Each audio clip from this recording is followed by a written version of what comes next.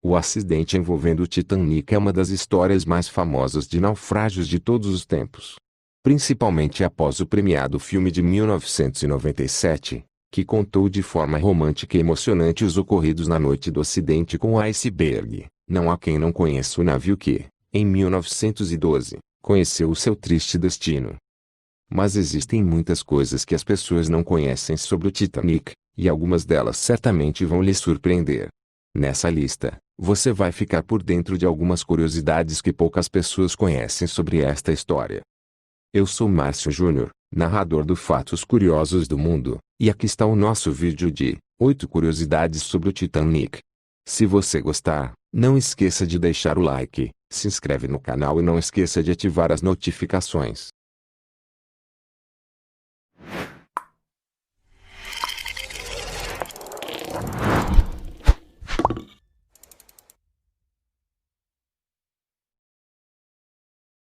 O incêndio a bordo.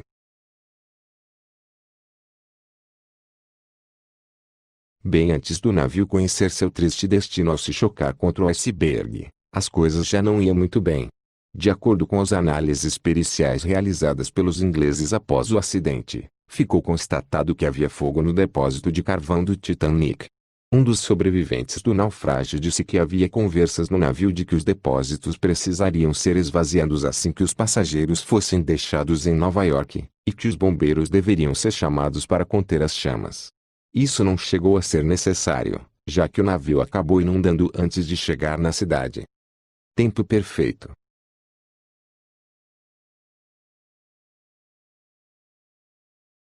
O clima não era desfavorável.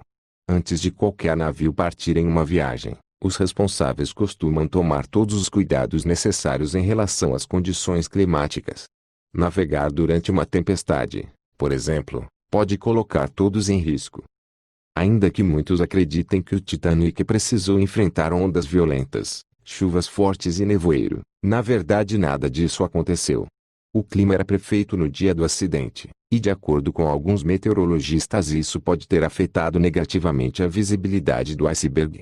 Ainda que não houvesse neblina capaz de obscurecer a visão do iceberg, a ausência de vento e ondas fez com que os plânctons, comuns ao redor de formações desse tipo, permanecessem visíveis.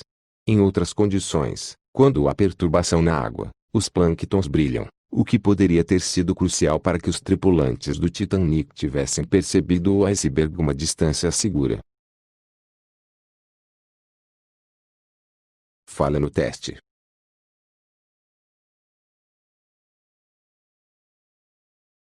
Desde o fatídico dia do acidente, vários mitos surgiram envolvendo o capitão Edward John Smith. Alguns dizem que ele teve participação heroica, salvando a vida de uma criança antes de desaparecer no oceano. No entanto, a verdade não é tão bonita assim. Registros da época mostram que o capitão Smith ignorou uma série de avisos sobre presença de gelo na água, bem como permitiu que os botes salva-vidas partissem com capacidade bem abaixo da máxima. Para se ter uma ideia, o primeiro bote partiu com 27 passageiros, quando tinha capacidade para até 65 pessoas. Pior que isso tudo, em 2012 foi revelado que Smith na verdade não foi aprovado em seus testes de navegação na primeira vez em que prestou o exame, tendo que repeti-lo em uma segunda oportunidade. Previsões.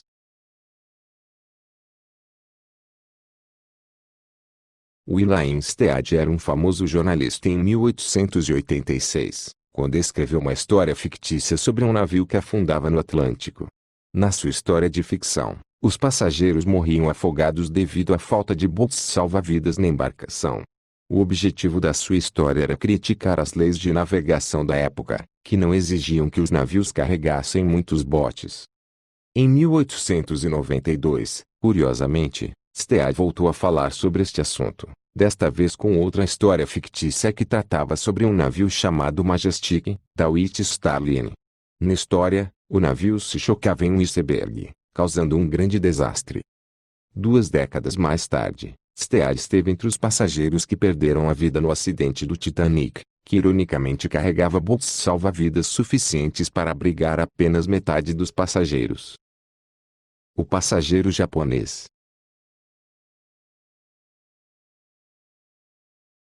Mas Abumi Ozono era o único passageiro com nome japonês no Titanic, e ele esteve na Europa estudando trens e ferrovias. Quando o navio começou a afundar, ele foi para o deck principal, mas percebeu que seria muito difícil sobreviver, já que a política de ocupação dos botes era de mulheres e crianças primeiro. Mesmo assim ele conseguiu pular junto com um outro homem em um dos botes. Infelizmente para ele, o que viria depois seria longe de uma vida em paz. Quando chegou ao Japão, Ozono percebeu que sua reputação não era nada boa, já que na época o país valorizava muito mais um homem que sofria uma morte honorável do que alguém que sobreviveu de forma vergonhosa. O rapaz chegou a perder o cargo público que ocupava na época, mas mais tarde conseguiu recuperá-lo, ainda que tenha seguido sendo ridicularizado por grande parte da sociedade japonesa da época. O verdadeiro colar.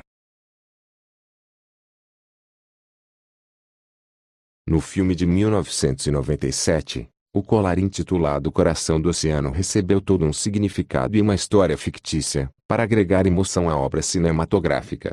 No entanto, o pingente não foi totalmente inventado.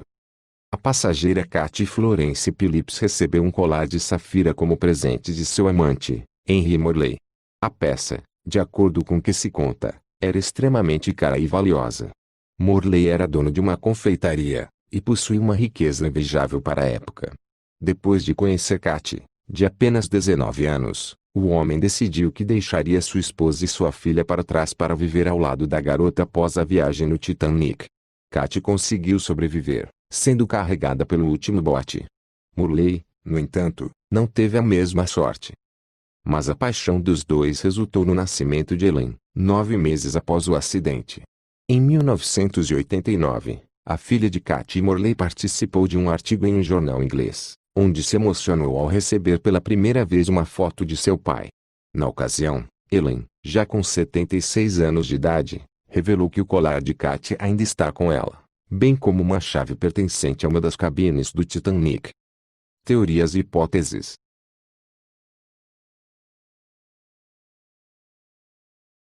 Todos sabem que o Titanic afundou por conta dos danos causados pelo iceberg, mas a grande dúvida sempre foi porque os tripulantes foram incapazes de desviar da formação de gelo.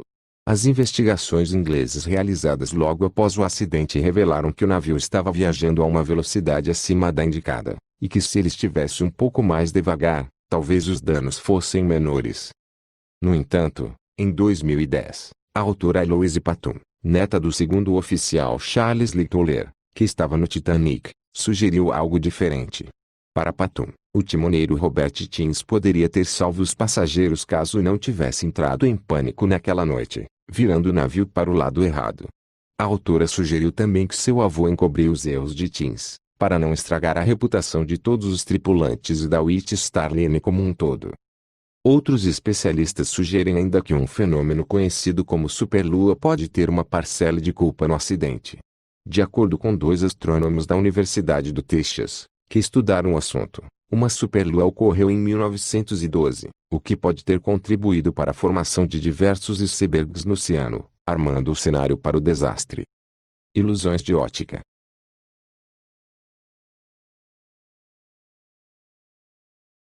Os tripulantes do Titanic emitiram uma série de alertas e sinais de socorros enquanto o navio afundava. O navio californiano, que passava pelas redondezas, ignorou todos os alertas. O capitão do navio americano chegou a ser demitido após o incidente, sob alegações de que teria intencionalmente ignorado os foguetes e sinais luminosos emitidos pelo navio que afundava.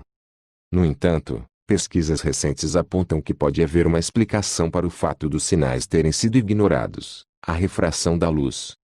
Como o Titanic navegava por uma região onde camadas de ar frio passavam por baixo de uma área de ar quente, os sinais podem ter sido confundidos com as miragens causadas pela refração da luz nessas condições.